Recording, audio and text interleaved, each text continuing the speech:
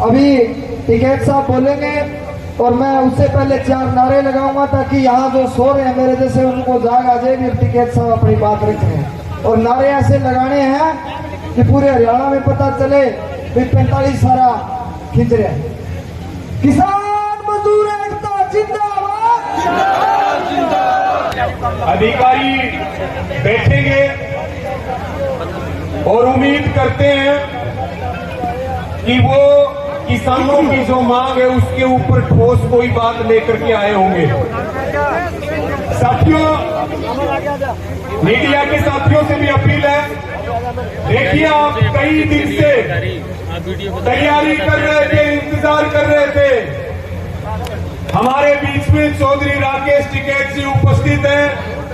आप सब उनकी जो बातें हैं, उनके जो निर्णय हैं, उनकी जो नीतियां हैं, जो देश के किसानों की समस्या है, देश पे संकट है, हमारे ये लड़ाई और आंदोलन है, एमएसपी की लड़ाई है।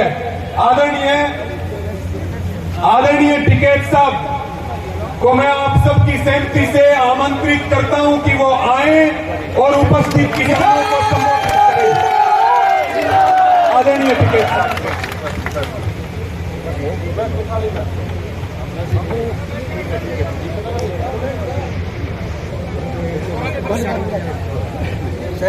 आदरणीय सम्मानित अध्यक्ष जी,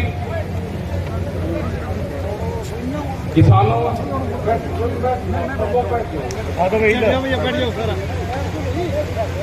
सम्मानित किसानों, नौजवान साथियों, हमारी बहनें, पुलिस प्रशासन के लोग, पत्रकार बंधु, बहुत बड़ी संख्या में किसान आया यहाँ पे। इनकी समस्याएं हैं, अधिकारी आपके बीच में आए और समस्या जेन्युइन है। प्राइवेट बड़ी बड़ी कंपनियां देश में आई बीमा के क्षेत्र में, सरकार से समझौते हुए वे कोई पैसा देने नहीं आपको आई। किसान जागरूक हो गया तो कंपनियां भाग जाएगी। वे आई कि किसान से बैंक के थ्रू, सरकार के थ्रू पैसा कटता रहे, पैसा देना ना पड़े तो कंपनी तो मुनाफे के लिए आती है। आप लोग हो गए जागरूक तो कंपनी भाग जाएगी। यही यहां पे हुआ कि हरियाणा का किसान जागरूक हुआ तो कंपनी धीरे धीरे यहां से बोरिया बिस्तर कर भागी।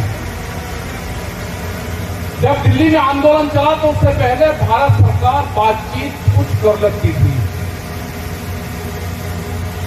बहुत सी पॉलिसी पे बात चली हुई थी, उससे वो पहले वाली सरकार हो या ये वाली सरकार बनी तो इस सरकार से भी बातचीत होती रहती थी।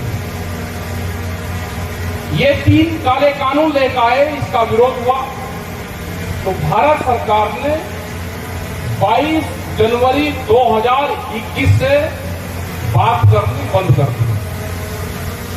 ये तो बहुत पॉलिसी में बनवानी थी, बात करनी थी। उनके कुछ जो मंत्री थे वो उस लाइन पे काम कर रहे थे, लेकिन धीरे धीरे तो भूमि अधिग्रहण एक्ट जो 2013 था उसमें संशोधन किया। 3 बार वो राष्ट्रपति जी के पास में भेजा, पूरे देश के किसान संगठन ने उसका विरोध किया। उसके बावजूद भी उसको मॉडल एक्ट बनाया और मॉडल एक्ट की पूरी पावर स्टेट को दी और स्टेट में पूरी पावर डीसी डीएम के पास में भूमि अधिग्रहण की पूरी पावर है। यही हाल फसल बीमा योजना में है। फसल बीमा योजना में हमने सरकारों को सुझाव ये दिए थे कि किसान के खेत को इंडिविजुअल मानना जाए। पहले जिला तहसील होती थी, फिर ब्लॉक आया, अब गांव पंचायत स्तर पे है। एक किसान का अगर 100% नुकसान हुआ, दूसरे का हुआ नहीं, उसकी छानबीन होती है तो 20, 15, 10% उसका नुकसान पाता है पूरे क्षेत्र का, मुआवजा क्लेम मिलता नहीं। जब तक किसान के खेत को इकाई नहीं माना जाएगा, जैसे इंडिविजुअल हमारी गाड़ी है उसका बीमा करवाते हैं, किसान के खेत को इकाई मानना जाए। अगर पूरा खेत नुकसान है तो उसका भरपाई दे दो, नहीं नुकसान है तो उसको मत दो। ये बीच में सारी बातें होनी थी, सब बातचीत खत्म हुई। ऐसे ही हम जब किसान क्रेडिट कार्ड बनवाते हैं, अगर किसी किसान पे 5 एकड़ जमीन है, उसमें केसीसी बनवा लिया उसने, उससे नहीं दिया गया तो उसकी जमीन नीलाम करते हैं। जैसे राजस्थान में हुआ था, अभी राजस्थान में तो इनकी सरकार थी, लेकिन वहां पे किसान की जमीन नीलाम हुई, उसकी 10 किले जमीन थी, उस पर करीब 12-13 लाख रुपए का कर्जा था, और वह जमीन उन्होंने नीलामी करी बस करीब 70-75 हजार रुपए में ही, 75 लाख रुपए में वह पूरी जमीन उसकी नीलाम करती, जिसका सर्किल रेट भी 21 लाख रुपया किला था। वहां पे हम गए,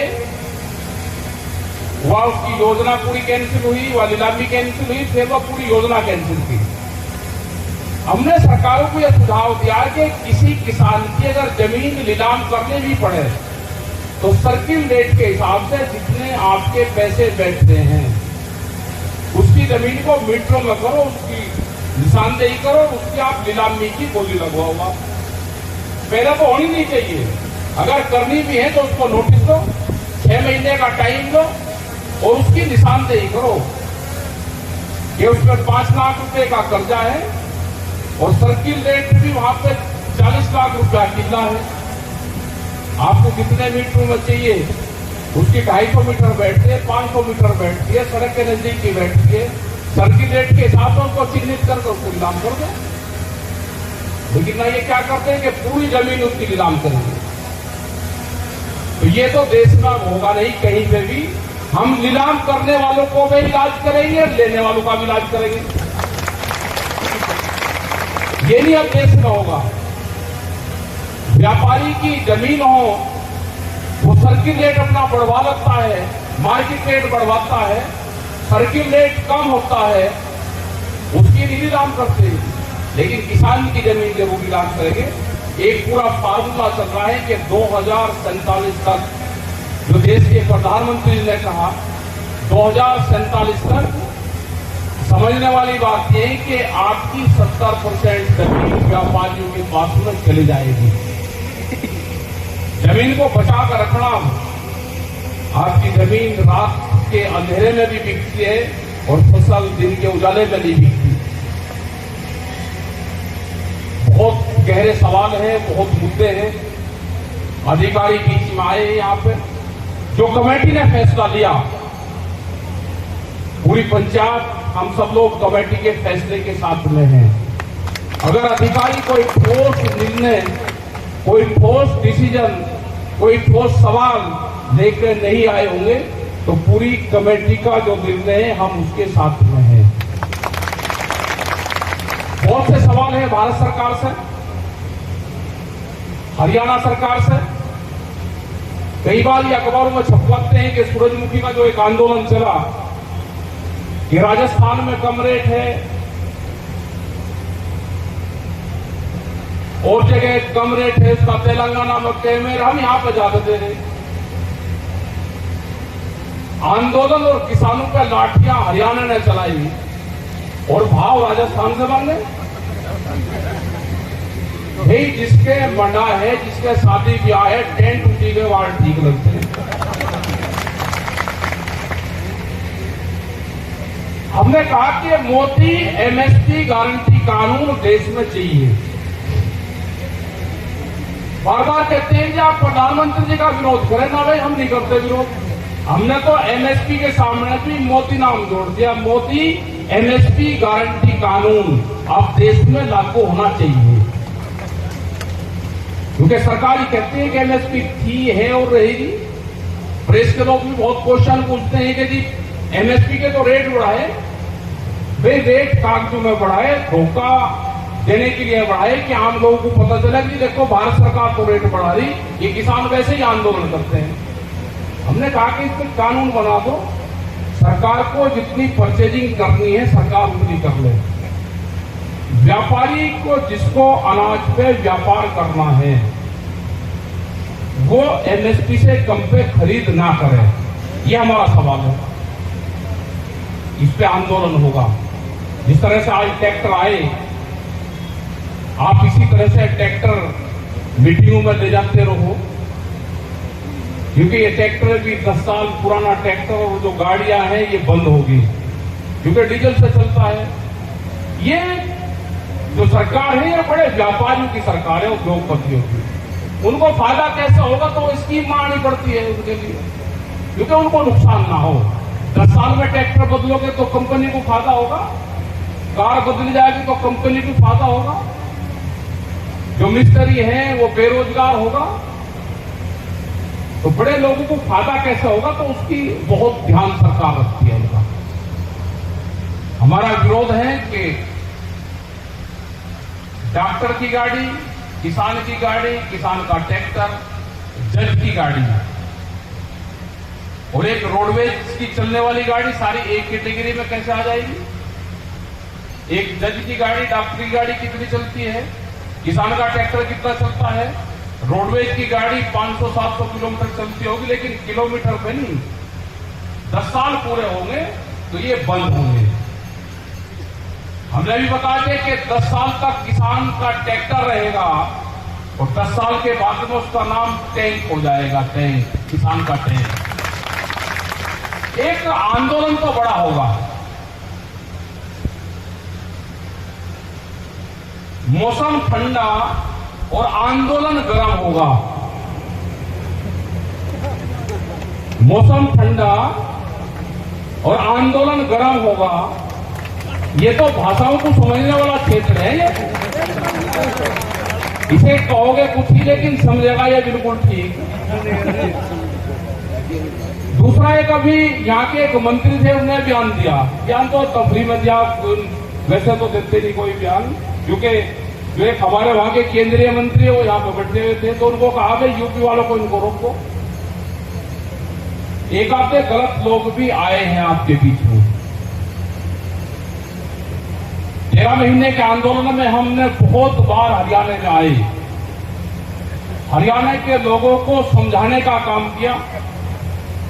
हरियाणा के लोग उग्र ना हो, उनको शांत रखने का काम किया।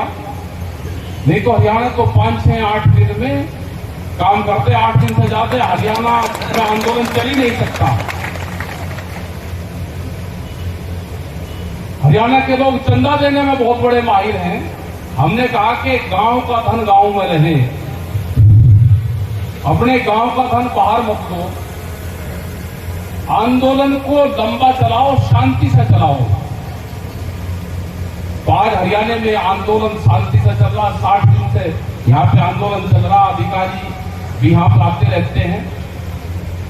अधिकारी कोई सरकार नहीं होती, अधिकारी दूत का काम करते हैं। अधिकारी हमारे बीच में आएंगे, उनको रास्ता दे दो, वे आएंगे अपनी बात कहेंगे। अधिकारी उतना काम कहेगा जो सरकार ने उनको कहा है, अपनी तरफ तो कुछ नहीं कहेगा। अधिकारी की पॉलिसी से सरकारों के चेहरे दिखाई देते हैं कि सरकार की पॉलिसी और सरकार का चेहरा क्या है। हमने सरकार तो देखी नहीं, लेकिन हम अधिकारियों को देखते हैं, उनसे पता चलता है कि सरकार की भावनाएं क्या है। और ये भी बताते हैं कि भारतीय किसान यूनियन या देश में किसान संगठन, उसकी जो भी मदद करेगा वो अधिकारी मदद करता है। नेता आपकी कोई मदद कभी नहीं कर लेगा। आपके अधिकारी ठीक होंगे, अधिकारी से व्यवहार आपका ठीक रहेगा, वो हमेशा आपकी मदद करेगा। यहां पर आए, जिनको अगर इन्हें कोई घोषणा नहीं भी कर रहे, आप इनको रास्ता दे दो, इनको जाने दो अपनी मंजिल पर। इनकी ना हाउसिंग करनी, ना इनको न्यूसेंस करना कभी भी। ये आए, अपनी बात बताई, चले गए। संपर्क इनसे जरूर रखो। एलआई इंटेलिजेंस के लोग हमारे बीच में रहते हैं, उनसे संपर्क रखो। और जो भी यहाँ पे कमेटी का निर्णय होगा, बहुत बड़ी संख्या में आप लोग आए, हम धन्यवाद देते हैं आप सबको। 750 करोड़ रुपए का यहाँ का मामला है इस जिले का, और ये हरियाणा में दूसरे जिलों का भी मामले है। यहाँ पे जल भराव होता है, उससे फसल बर्बाद होती है। यहाँ पे दूसरी तरह के नुकसान होते हैं, उससे फसल बर्बाद होती है। यहाँ पे बहुत सी फसलें वे भी होंगी, बहुत सी कंडीशन अगर आप पढ़ दोगे, और कंपनी वाले मिलते नहीं, कंडीशन पढ़ के किसके सामने बताओगे? हमको पूरे जीवन काल में एक बार कंपनी के लोग मिले। हमने बिजनौर में, वे गुलवाले बिजनौर एक डिस्ट्रिक्ट है मुजफ्फरनगर से लगता, गंगा से परली तरफ है वो। उन्होंने गन्ना भी हमारे उसमें फसल में डाल रखा था, प्रीमियम कटता है क्योंकि पूरी गन्ने की बेल्ट है अपनी, और कले मिलना नहीं था क्योंकि गन्ने में नुकसान नहीं है। हमने उनको कहा भाई गन्ने का नुकसान आप कैसे दोगे? उन्होंने कहा जी गन्ना अगर बाढ़ में बह जाएगा तो हम कलेम देंगे, मगर बाढ़ में गन्ना बहता ही नहीं, मगर हमारा ये इसमें गन्ने की फसल काटो। तो बहुत मुश्किल से गन्ने की फसल कटवाई, नहीं तो उसी से ही काटते थे पैसा, क्योंकि गन्ने की जो वो होता है, जो पैसा आता है शुगर मिल में डाले, उसका बैंक में जा, बैंक समा कट गया। अनपढ़ किसान है, कितना किसने काट लिया पता भी नहीं लगता। तो बहुत फायदे का सोचता था, तो हमने तो गन्ना हटवाया उसको। मगर गन्ने की पैदावार कम होगी तो दोगे कि ना, उसका नहीं देने के। आग लग जाएगी उसका दोगे कि उसका भी कुछ नहीं देने के, क्योंकि गन्ने में अगर आग लग जाए तो भी नुकसान नहीं होता, वो तुलाई हो जाती है। महाराष्ट्र में, मध्य प्रदेश में तो खड़े गन्ने में आग लगा देते हैं, उसको फेर कर सर में डाल देते हैं नील में। मगर कहीं का अगर बाढ़ आ जाएगी वो गन्ना खत्म हो जाएगा सारा, तो देंगे, बाढ़ आती नहीं कहीं। इसका मतलब कंपनी का फायदा ही फायदा, हमारी फसल काटो। तो यहाँ पे भी वो चीजें आप देखना, प्रीमियम कितना कट रहा है, किस फसल से कट रहा है। कोई फसल ऐसी तो नहीं कि उसको बाहर निकालना हो, वो आप यहाँ पे भी आप सर्वे करना। और जो हमारे पैसे हैं 750 करोड़ रुपया, वो सरकार देगी। जो आपने फैसला कर लिया है, क्योंकि आंदोलन, ये दो ही आंदोलन हरियाणा में अभी फसल बीमा के चल रहे हैं। एक यहाँ पे चल रहा है, एक साथ हिसार में कहीं चल रहा है, हिसार में चल रहा है। तो आप चलवाओ इस आंदोलन को, एडवोकेट और सब आपके साथ में हैं, सब लोग आपके साथ में हैं इस आंदोलन में। और जो भी और मुद्दे होंगे, वो ट्रैक्टर का इशू हमारा है, ये जब भारत सरकार को चिट्ठी जाएगी तो ये भी इशू रखा करो, क्योंकि यहाँ पर 15 साल है, हमारे वहां पर 10 साल है। डीजल से चलने वाली कोई भी चीज 10 साल में खत्म हो जाएगी, 15 साल में आपके यहाँ खत्म हो जाएगा, उसका रजिस्ट्रेशन खत्म होगा, उसका फिर बीमा नहीं होगा। ये चीजें आ रही, हम इसका पूर्ण जोर से विरोध करते हैं इन चीजों का। जंगली जानवरों का है यहाँ पे कुछ ना हो, लेकिन होंगे भी यहाँ पे भी। छोटा पशु है, उसमें गौशालाओं के नाम पे ये सरकारें चल रही है। गौशालाओं के ठेके सरकार के लोगों के पास में है, उसका फंड भी उन्हीं के पास लगता है, और गौशाला इस सड़कों पर, किसान के खेत में। ये सारे बहुत से इशू हैं। आप लोगों ने बात सुनी, अभी अधिकारी यहाँ पे आए, अधिकारी से 5 मिनट बात कर लेंगे, इनका क्या हुआ है फिर मंच से ही बोल देंगे, आप शांति से सुनते रहना। तो सब लोग बैठे हैं, 5 मिनट में ही बता देंगे तो क्या इनके पास होगा क्या नहीं होगा। बैठ जाओ भाई घर को। तो धन्यवाद, जय हिंद, जय भारत, जय हरियाणा। काम तो वैसे ठीक है, तो आप सारे में समझ जाओ। अजी आपने प्रचार करा, हम तो प्रचार की सेवा करते नहीं, हम तो नॉन पॉलिटिकल है। अजी आपने करा, हमने कुछ नहीं करा भाई किसी का, हमने कुछ नहीं करा किसी का, ना हम काम करते। लो जी।